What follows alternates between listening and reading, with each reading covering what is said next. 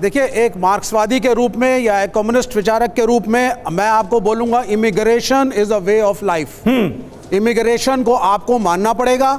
हमारे इंडियंस जो हमारे ओरिजिन के लोग हैं, आज आप ऋषि सुनक को के बारे में प्राउड फील करते हैं। यूनाइटेड स्टेट्स में हमारे लोग हैं, गुरुद्वारे हैं वहाँ पर, इस्कॉन कल्चर आपका फैल रहा है। तो इमिग्रेशन एक ऐसी चीज़ है जिसको आपको मानना पड़ेगा। मोनोलिथिक स्ट्रक्चर में आप बिलीव नहीं कर सकते कि जो चीज़ 10,000 साल पहले थी वही आज होगी और उसी को हम रिपीट करेंगे। आचार्य जी बैठे हुए हैं, आज इस्कॉन जो है विदेशों में है, वहाँ पे बहुत से जो गोरे लोग हैं वो भी इस्कॉन की तरफ, मैंने जो देखा टीवी के ऊपर, आकर्षित हो रहे हैं। तो वे ऑफ लाइफ है।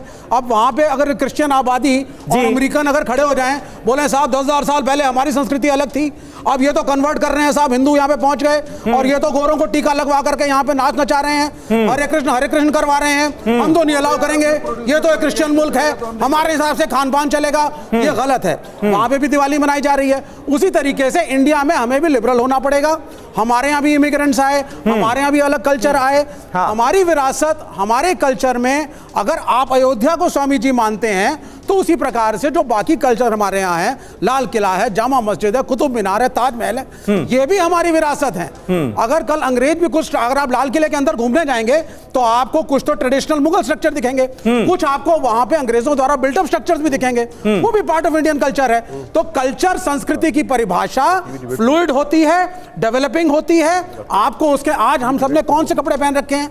कुछ लोगों ने ट्रेडिशनल पहने हैं, कुछ लोगों ने शर्ट पैंट पहनी है, कुछ ने टी शर्ट। मतलब किसी धर्म का ठप्पा लगाने की जरूरत नहीं है, आप ये कह रहे हैं कुल मिलाकर। कल्चर, खान पान, पहनावा, यही संस्कृति है, ये बदलती है। ठीक है, के साथ मॉडर्न और प्रोग्रेसिव बनिए, साइंटिफिक टेम्परामेंट लाइए, लड़िए मत और सेकुलर संविधान को फॉलो करिए। कोई इस्लामिक राष्ट्र नहीं, कोई खालिस्तान नहीं, कोई हिंदू राष्ट्र नहीं, सब रहेंगे, साथ रहेंगे, प्रेम से रहेंगे।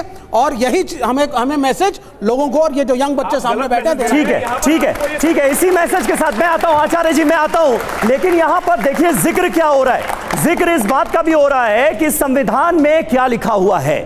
संविधान जो कि सर्वोपरि है, उससे ऊपर कुछ नहीं। हिंदू पर संविधान में क्या लिखा हुआ है? देश के संविधान की मूल प्रति पर राम दरबार की तस्वीर है, इससे भी इनकार नहीं किया जा सकता। भारत के संविधान में हिंदू राष्ट्र का कहीं कोई जिक्र नहीं है। हिंदू राष्ट्र का कोई जिक्र नहीं है। संविधान के अनुच्छेद 25(2) ख में हिंदू शब्द का उल्लेख जरूर आता है। 1976 में हम सबको पता है संविधान में 42वां संशोधन किया गया। प्रस्तावना में पंथ निरपेक्ष शब्द जोड़ दिया गया, अंग्रेजी में कहें तो सेकुलर। इसका अर्थ संविधान किसी पंथ या धर्म के आधार पर नहीं चलेगा, यह होता है। लेकिन भारतीय जनता पार्टी के नेता क्या थ्योरी रखते हैं? आसाम के सीएम हैं हिमंता बिस्वा शर्मा, उनका कहना है कि हिंदुओं का उत्थान होगा, राष्ट्रवाद मजबूत होगा तो भारत को विश्व गुरु बनने से कोई रोक नहीं सकता। हिंदू राष्ट्र को लेकर एग्जैक्टली बीजेपी के नेताओं के विचार क्या हैं, सुन लेते हैं। जब तक देश में हिंदू रहेगा, देश सेकुलर रहेगा। आप कल्पना कर सकते हैं, आज सुप्रीम कोर्ट से लेकर पूरा लोग सेकुलर सेकुलर बोलता है। बोलना सही है, इसलिए हमारा भारत का संविधान का प्रिएम्बल में हमें सेकुलर लिखा। लेकिन वो संविधान सभा में अगर 90% मुस्लिम होता था, 10% हिंदू होता था, क्या आप वो सब लिख सकता था? भारत सेकुलर है, इसका सबसे बड़ा गारंटी है कि भारत हिंदू प्रधान देश बन के रहे। आचार्य मृदुलकांत शास्त्री जी, इससे पहले हमने केंद्रीय मंत्री हैं गिरिराज सिंह, उनका भी बयान सुना, हिमंता बिस्वा शर्मा का भी आपने बयान सुना। क्या भारत जैसे मुल्क में हिंदू राष्ट्र बनाने की इसे मांग जायज नजर आती है आपको? समीर जी, बहुत अच्छा प्रश्न आपने किया। हिमंता बिस्वा शर्मा का बयान अभी आपने सुनाया जी, और मेरा दावा और मेरा पक्ष और मजबूत हो गया, क्योंकि बहुत अच्छी बात की। इन्होंने गलत क्या कहा?